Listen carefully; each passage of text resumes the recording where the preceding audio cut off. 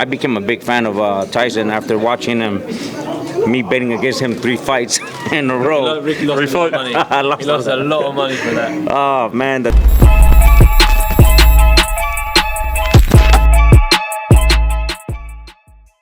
This is Jonathan Aggie, your fifth pro boxing fans, joined by Hamzah Sheeraz. Hamzah, it's a big one. Liam Williams next week. It's on.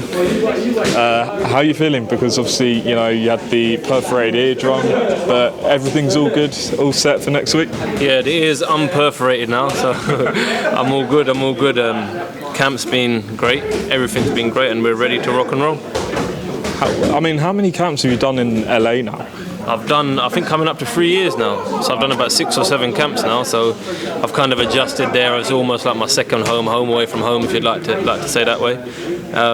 And yeah, just I know everyone thinks, oh yeah, Los Angeles, sun, palm trees, food and whatnot, but it's literally the opposite for me. I just see my gym, I see home.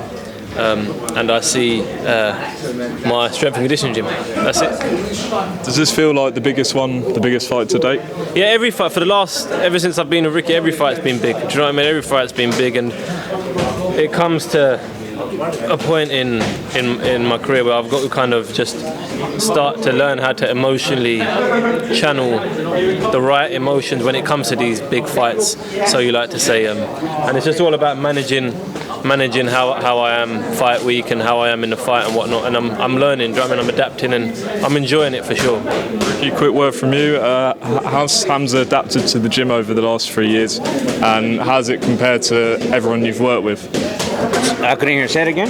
How's Hamzah adapted to the gym over the last 3 years, and how does he compare to anyone you've worked with? He's a tremendous learner, I'll tell you that. Picks up on quick.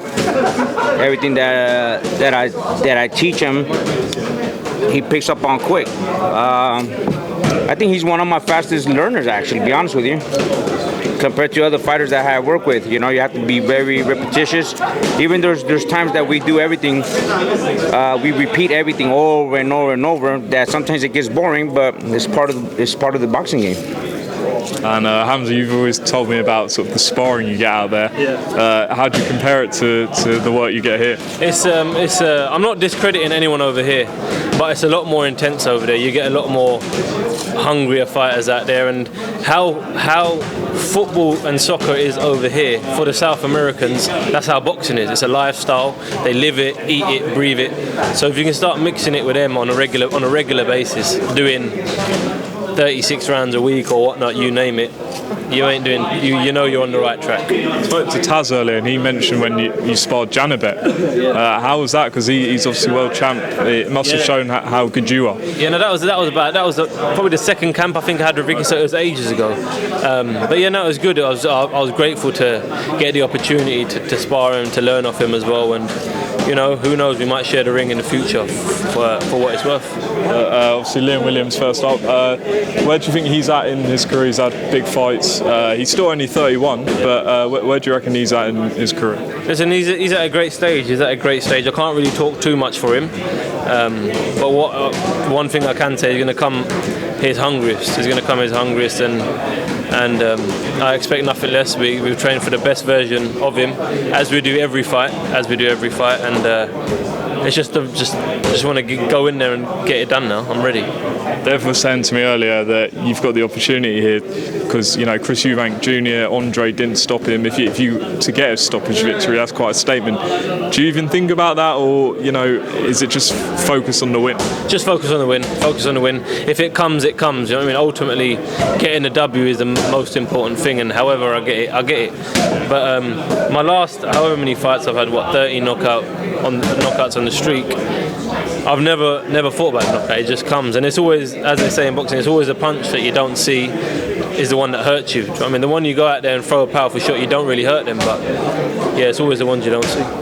Just want to ask you, there's been a lot of talk about this Matchroom Queensbury card, your name getting mentioned, potentially Ammo Williams or someone like that. Is that something you could see happening this year? Yeah, no, for sure, but I've got to make it all a reality. First stop, February the 10th. Like I said, I'm locked in mentally, spiritually, physically for that fight. I mean, I don't want to sit here and talk about what's going to happen after that fight, because there is endless opportunities, but you know, one step at a time. No point talking about it now if I don't make it a reality. So yeah, let's hopefully do another interview after the fight and we'll talk about it then. Absolutely. Just a couple quick predictions from both of you. Tyson Fury and Oleksandr Usyk. How'd you see that go? I've always said to beat Usyk, you need to do what he does, but do it better, and do it bigger as well. And who better than Tyson Fury? So I feel like you can't write Usyk off. You can't write him off. But I just feel like for the boxing purists, you're going to see a real chess match and a real good fight. But I think Fury will win on points. Do you agree with that, Ricky? Yeah, well, yes. But my thing is, like, I think after I became a big fan of Tyson after watching him, me betting against him 3 fights in a row. Ricky lost a lot of money. He lost a lot of money for that. Oh man, the three Wilder fights. So I learned a lot on that. So I became a big fan of him. So he's a big boy and his leg is very confident. So it's gonna be a very good fight. Don't lose any more money. Oh yeah, no, yeah. It's like saying don't bet against Floyd. Every time you see it, don't bet against him. And lastly, what do you guys think of Joshua and Ngannou? Joshua, you know what, it's going to be, we don't know what kind of Anthony Joshua's going to come in that day. That's the thing. If he's going to come in scared, and he don't care. He's going there to take it all. He don't have nothing to lose. Yeah, but I think that Joshua's going to knock him out in 6 rounds. Think so? Yeah, I feel like styles make fights, and I feel like the Fury fight, Fury overcomplicated it. You know what I mean? When you fight, I know it really sounds silly, but when a fighter with high IQ fights someone so simple and basic, it can get complicated. It can get complicated, and I don't know why, but it just happens. But I feel like Joshua's got the simplicity and the fundamentals just to wipe him out there, and he's a lot more explosive as well. So You don't think 6 rounds? I say 8 rounds, 8 to 10 rounds. You never know. Yeah, if he's going to complicate the fight. Yeah, but like he just said, Ngannou's got nothing to lose, and when you got nothing to lose, you can. You want to risk it? Yeah, in fact, he'll risk it all. Guys, appreciate your time. Thank you so much. Shout out 10 Goose Boxing. Thank you very much, brother. We'll catch up with you soon. Good luck next week.